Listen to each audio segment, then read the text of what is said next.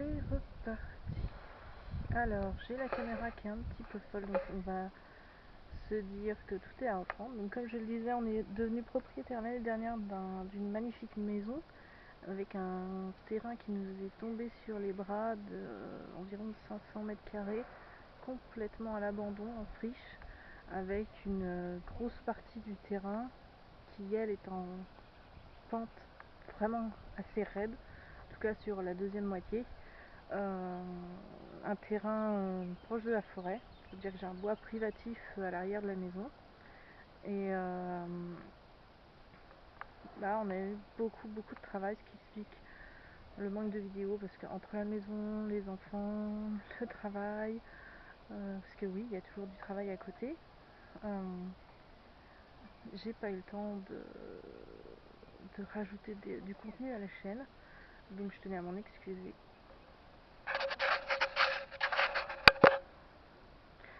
Et la caméra continue à déconner, mais bon, on va faire comme s'il se passait rien. Je tenais à m'en excuser.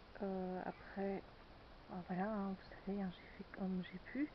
Donc je vais vous expliquer un petit peu, parce qu'il va y avoir un nouveau type de vidéo qui va arriver. Celle-ci est la première, elle va vous présenter le projet que j'ai sur cette maison.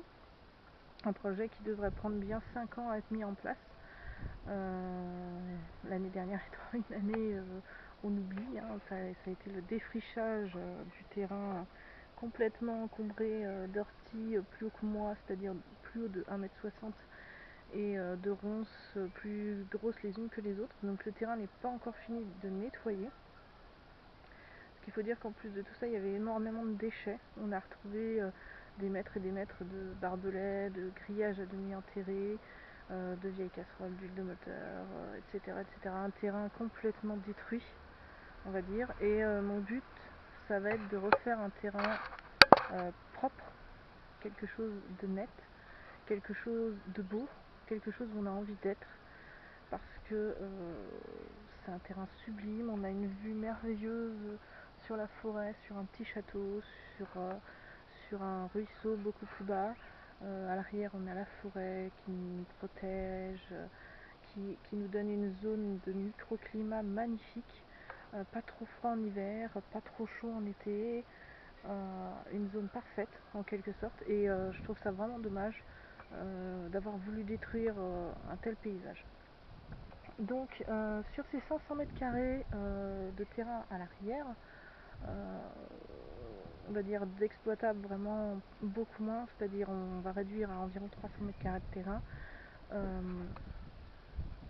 Sur cette zone là de 500 mètres carrés, je vais créer une zone vivante, une zone autonome, une zone qui va mettre en valeur tout ce qui est par ici. Donc le but, c'est de conserver quand même une partie de terrain, comment dire, vierge, un terrain que je vais chouchouter pour qu'il redevienne ce qu'il aurait dû être depuis un petit moment, c'est-à-dire un terrain de bordure de forêt.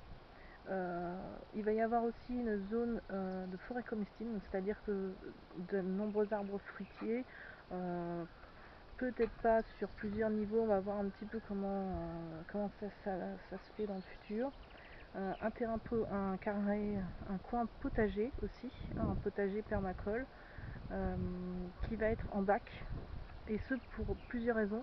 Alors, la première, c'est le sol. Ici on se trouve sur une terre extrêmement argileuse, très lourde, très riche, donc une bonne terre mais qui mériterait d'être aérée, d'être un petit peu écartée.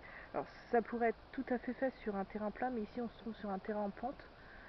Donc la solution, ça aurait été de faire des terrasses, ce qui est absolument pas possible parce que le terrain est impossible d'accès sauf par des moyens humains. Donc c'est-à-dire qu'on a un espace d'environ 1,50 m, 2 m pour accéder à ce terrain, donc c'est impossible d'amener du matériel, donc tout va être fait entièrement à la main. C'est un point que je veux mettre. Donc les terrasses, ça aurait pu, mais c'est un travail tellement énorme que je trouve ça trop en fait. Donc on va adapter le terrain au maximum à manière humaine. On va essayer d'en tirer quelque chose, d'en faire quelque chose de sympa. Comme je vous dis, un côté forêt qui va plaire aux enfants parce qu'ils vont pouvoir jouer dedans, tout en respectant la nature, une partie potager, verger. Il va y avoir une mare aussi qui est en train d'être creusée à la main. Il y a une zone, comme je vous disais, de carrés potagers qui sont derrière moi. Alors, vous ne les voyez pas, les voilà. Ce sont des carrés potagers qui se trouvent à l'ombre. Parce que ce que vous ne voyez pas, c'est qu'au ciel ici, nous sommes sous des pruniers naturels qui se sont installés là tout seuls. Donc, il faut savoir que le terrain comporte environ une douzaine de noisetiers, 2 pruniers, 3 pommiers, un cerisier et un poirier que j'ai planté l'année dernière, que j'ai ramené de mon ancienne maison. Donc déjà en arbre fruitier on a déjà pas mal de choses. Ces arbres là étaient malades, avaient des branches brisées qui les encombraient. Donc on les a nettoyés l'année passée. On ne s'attend pas des fruits énormément cette année, mais l'année passée on a eu une récolte quand même incroyable, on n'en revenait pas. Donc cette année on va voir si la récolte suit. Sinon j'ai de bon espoir que dans les années suivantes ces arbres là reprennent de la vie, parce que là ça va mieux. On les voit tous en fleurs cette année, ce qui n'était pas le cas l'année dernière. Les branches mortes sont parties, les arbres sont plus fatigués, ils se reposent. Ça va donner quelque chose de très sympa. Donc derrière moi, des carrés potagers d'ombre, ou de mi-ombre plus précisément, qui vont servir pour tout ce qui est légumes de feuillage à manger, donc tout ce qui est les salades, les choux, épinards, en veux-tu, en voilà, tout ce qui est aussi radis, fraises, qui n'aiment pas trop le soleil, parce qu'ici on a un soleil qui est très très chaud. Et oui, on est en Normandie, mais faut pas le dire à tout le monde, mais on atteint au soleil, dans les zones vraiment très très soleil, des pointes à plus de 30 degrés. Donc les fraises l'année dernière, il y a une bonne partie qui a cramé. Donc cette année on les place mi-ombre, elles seront heureuses. Elles ont du soleil en fin d'après-midi et en début de matinée, ce qui est parfait. Et tout le reste du temps, elles seront à l'ombre, à l'abri des arbres fruitiers. Je pense que ça va donner quelque chose de sympa. Ensuite, je vais vous donner le reste de la zone. Donc oui, ça va être une zone permacole, une zone autonome, une zone sympa. Je vais peut-être même y installer un petit coin pour venir se ressourcer. Il faut dire qu'on a énormément d'oiseaux. On les a comptés sur une douzaine de jours et je me retrouve avec environ une 17 espèces différentes d'oiseaux qui nichent. Parce qu'il faut dire que oui, ils nichent dans le coin. Donc j'ai des nids un petit peu partout sur la propriété. Donc mon but c'est pas de les faire fuir, moi mon but c'est d'attirer le maximum d'animaux possible. Je sais que j'ai des hérissons, je sais que j'ai une fouine qui vient de temps en temps, je sais que j'ai des orvets, des lézards, un nombre incalculable de papillons. C'est très riche, on a des abeilles bleues, on a des abeilles normales, on a des bourdons, on a même des nids de bourdons. Donc mon but à moi ça va être d'améliorer encore plus cette faune et cette flore, de la ramener à quelque chose qu'elle devait vraiment être. Et en attendant, moi je vais vous faire un petit peu visiter tout ça. Donc on tourne la caméra et je vous montre un petit peu le coin de paradis. Donc vous pouvez voir alors que le terrain est extrêmement en pente. Là c'est une pente, hein, ça doit être une pente, je dirais, qui dépasse facile les 70 degrés, donc c'est une pente assez raide. Donc là vous pouvez voir le premier espace qu'on a nettoyé l'an passé, alors qui était recouvert de déchets, d'immondices et tout. Donc bonjour la brouette. Donc ici c'est pour illustrer les bacs qui vont être créés sur la colline en espalier. Donc on a ici un grand bac de 2,50 m par 80. Il va y avoir un petit bac à côté et encore un autre gros bac sur la zone un petit peu droite que vous voyez à cet endroit là. Donc ces bacs plus les petits bacs à l'ombre devraient largement suffire pour créer un terrain, un potager suffisamment grand pour nous quatre. Donc vous pouvez voir à côté la mare qui va être creusée. Alors c'est une terre sublime, elle est en cours de creusage, hein. Bien sûr nous récupérons la terre pour les bacs. des bacs qui sont remplis de bois pourri, énormément. Et je vous invite à dire bonjour aux demoiselles qui sont bien à l'abri derrière le grillage. Il faut savoir qu'il y a plusieurs zones sur ce terrain. Vous avez pu voir la zone potager solaire qui va être dans cette zone, mare, et vous avez de nombreux arbres fruitiers. Ensuite vous avez le potager à l'ombre qui est ici, et par là, alors que personne ne crie, il y a un arbre abattu. Il faut savoir que cet arbre était mort et qu'on nous a laissé un tronc qui traînait couché au sol et qui menaçait de s'écrouler sur la maison, donc on l'a débité tout simplement. Voilà, donc vous pouvez voir la zone arrière de la forêt qu'on n'a pas encore nettoyée. Il faut dire qu'il y a énormément de travail. Donc là, je vais travailler un peu pour vous, je monte. Alors quand je parlais de nettoyage des arbres, il a fallu aider en fait de nombreux arbres. Donc là c'est un noisetier qui atteignait une taille phénoménale mais qui était en train de mourir. Donc j'ai dû le rabattre complètement. Donc, je m'attends pas à des noisettes cette année, mais bon, au moins il ira mieux. Donc on a commencé à nettoyer et on a vu apparaître des dizaines et des dizaines de fleurs, des coucous, des insectes en pagaille.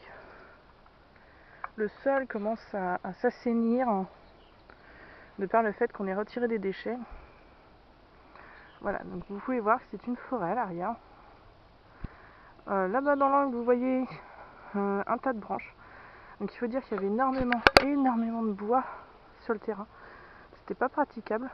Donc comme il y a deux gros espaces de trous qui sont en communication avec la forêt, nous avons décidé de mettre les branches à ces emplacements, parce qu'il y a aussi beaucoup de terriers dans les zones, pour donner un lieu de vie pour un maximum d'animaux. Voilà, donc petite balade, hein, et on va se quitter. Je vais vous montrer un petit peu tout ce qu'il y a en fleurs qui est revenu dans le terrain spontanément, je rappelle, spontanément avec le retrait des déchets. Voilà.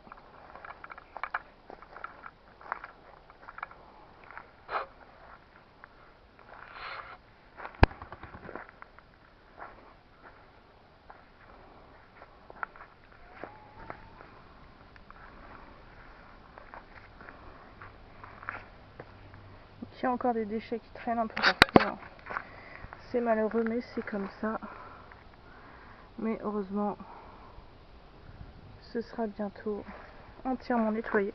Alors, il faut voir qu'il y a aussi, j'ai dû voir quelques trous. En fait, c'est parce que je suis en train de creuser à même la pierre, à même le sol. En fait, ce qu'on pourrait appeler un escalier végétal. Donc, je vais juste créer des anfractuosités et je vais laisser la végétation recouvrir ces anfractuosités pour créer une sorte d'escalier qui va monter tout en haut du terrain.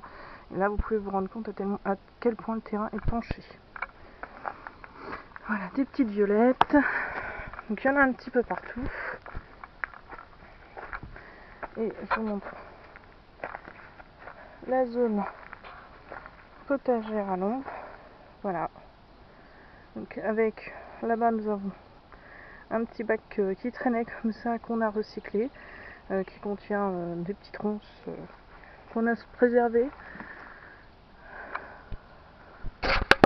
Voilà, donc pas grand chose à vous dire. Hop. Donc l'année dernière c'était nettoyage, cette année nous refaisons encore du nettoyage.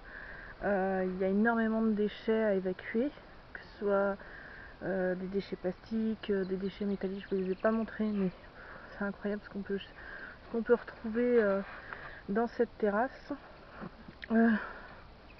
Les déchets végétaux vont être aussi mis à un endroit. Donc il va y avoir une série de vidéos sur ce terrain. J'espère vous en montrer davantage, j'espère vous montrer le terrain devenir super, magnifique, accueillir bon nombre d'animaux.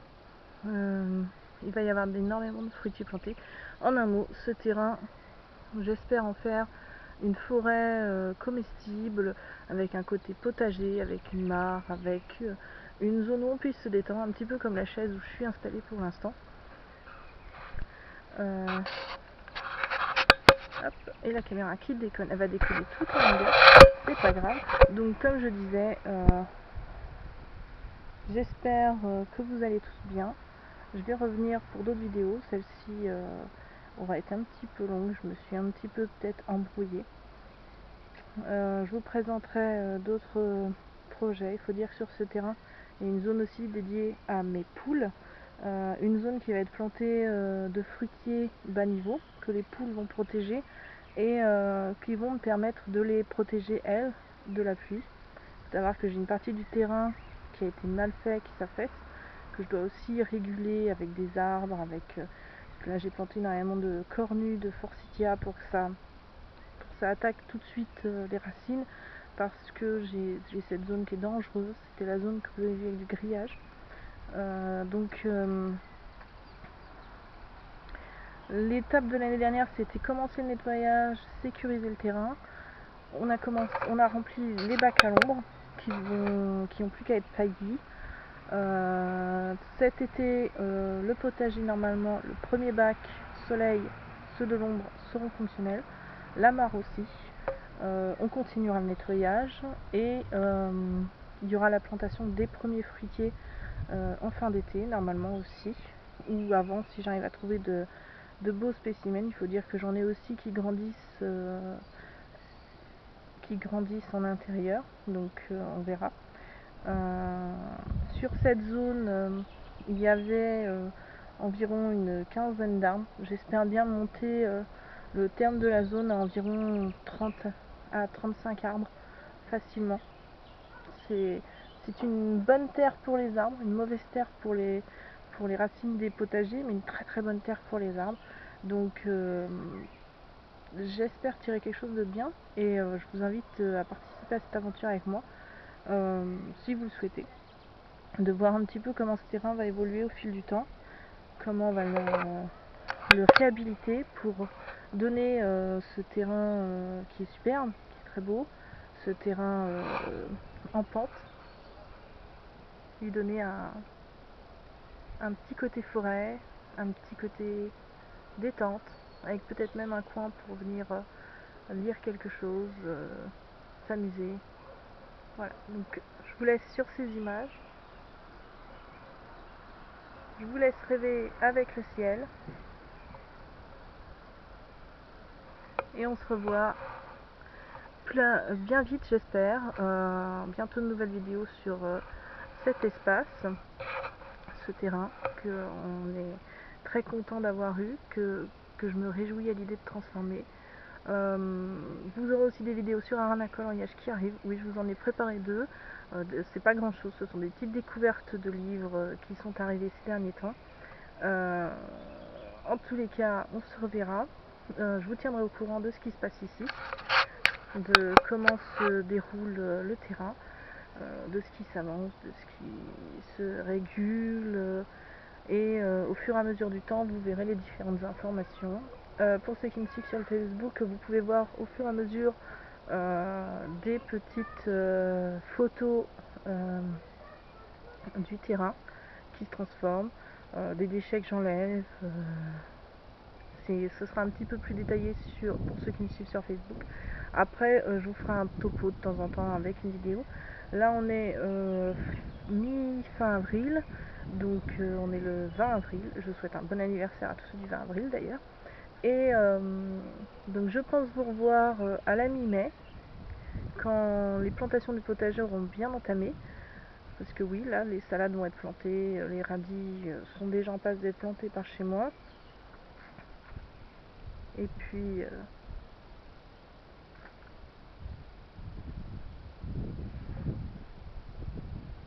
encore une petite bête qui se promène.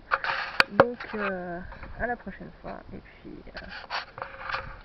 plantez bien.